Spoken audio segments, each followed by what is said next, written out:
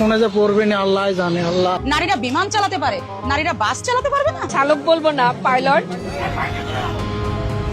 বলে তো নিল না। একটা বাস গোলাপি হলেই কেন এত অস্বস্তি?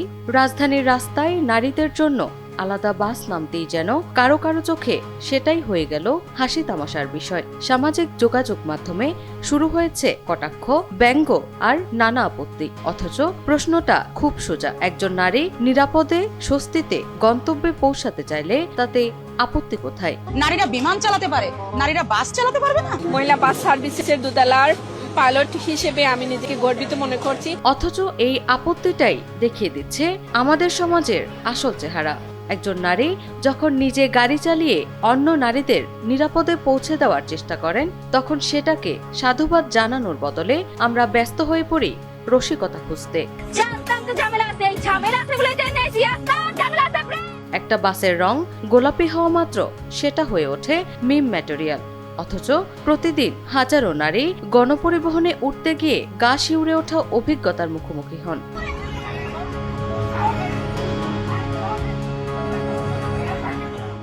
সে নিয়ে আমাদের হাসি পায় না, রাগও হয় না। আমাদের প্রশ্ন জাগে, নিরাপত্তাই যখন প্রশ্ন, তখন আমাদের অগ্রাধিকার আসলে কি? সমস্যার সমাধান নাকি ট্রোলের নতুন খোরাক খোঁজা? এই যে মহিলা বাস রিস্কা মেরে দিয়েছে,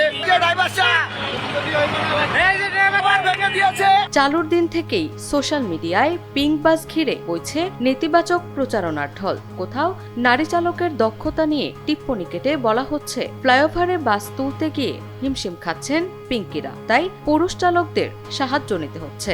কোথাও ইফটিজিং ঘেঁষা ভাষায় মিম বানানো হচ্ছে প্রথম দিনেই বখাটে হানিফের ধাক্কায় খাদে পড়ে গেল গোলাপি। সবচেয়ে উদ্বেগজনক হলো পিঙ্ক বাস দুর্ঘটনায় পড়েছে দাবি করে একাধিক ছবি ছড়িয়ে দেওয়া হয়, যা যাচাই করে ফ্যাক্ট ওয়াচ নিশ্চিত করেছে ছবিগুলো পুরনো একটি দুর্ঘটনার ছবি এআই দিয়ে বিকৃত করে তৈরি। অর্থাৎ বাস্তব কোনো ঘটনা ছাড়াই একটি ইতিবাচক উদ্যোগকে প্রশ্নবিদ্ধ করার সুপরিকল্পিত চেষ্টা চলছে। কোনে যে পড়বে না আল্লাহ জানে। আল্লাহ তুমি সবাইকে হেফাজত করো আল্লাহ। অথচ আন্তর্জাতিক অভিজ্ঞতা বলছে ভিন্ন কথা। কলম্বিয়ার বোগোতা শহরে নারী চালিত বাস কোম্পানি লা রোলিতার সাফল্য নিয়ে রিজনস টু বি চেয়ারফুলের এক প্রতিবেদনে বলা হয়েছে, তথ্য উপাত্তে দেখা গেছে নারী চালকদের দুর্ঘটনার হার তুলনামূলক কম এবং বাসের রক্ষণাবেক্ষণও ভালো, যা দেখে মেক্সিকো, বার্সেলোনা, প্যারিস ও কোস্টারিকার প্রতিনিধিরাও শিখতে এসেছেন। উজবেকিস্তানের তাসখন্দে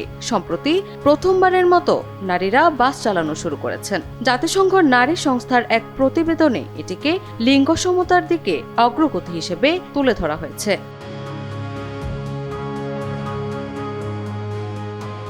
এসব দেশে নারী চালক নতুন কিছু নয়, বরং স্বাভাবিক বাস্তবতা। তাই সেখানে এই নিয়ে হাসি তামাশার সংস্কৃতিও গড়ে ওঠেনি। ব্র্যাকের একটি গবেষণা অনুসারে দেশে গণপরিবহন ব্যবহারকারী নারীদের প্রায় 94%ই কোনো না কোনোভাবে হয়রানির শিকার হন। এতে উচ্চ হারের হয়রানি যেখানে বাস্তবতা, সেখানে সমস্যাটা আসলে বাসের রঙে নয়, সমাজের চোখে।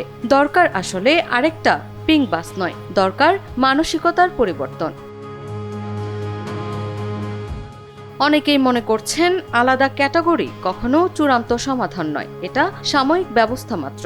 প্রকৃত লক্ষ্য হওয়া উচিত এমন একটা সমাজ গড়ে তোলা যেখানে নারী পুরুষ একই বাসে পাশাপাশি বসেও নারী নিজেকে সম্পূর্ণ নিরাপদ অনুভব করবেন। আলাদা বাসের প্রয়োজনই যেখানে ফুরিয়ে যাবে।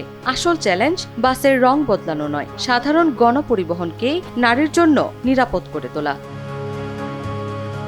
Desk report, channel 24।